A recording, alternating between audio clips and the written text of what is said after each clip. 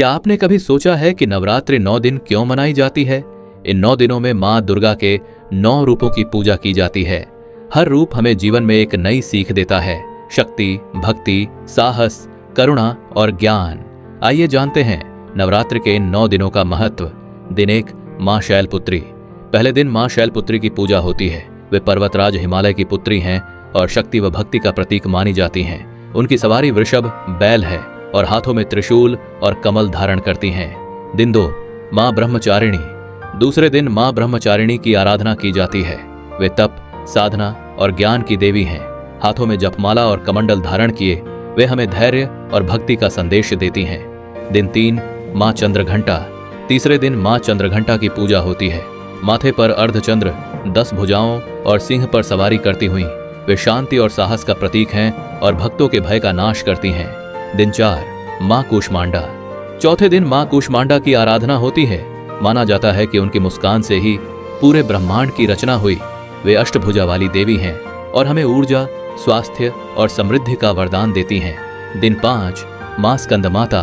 5वें दिन मां स्कंदमाता की पूजा होती है।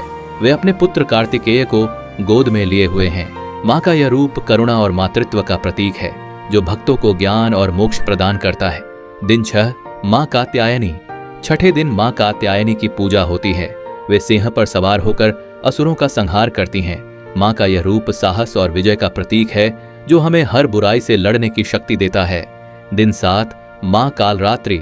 7वें दिन मां कालरात्रि की आराधना की जाती है। उनका रूप भयंकर है, पर वे अपने भक्तों को निर्भय बनाती हैं।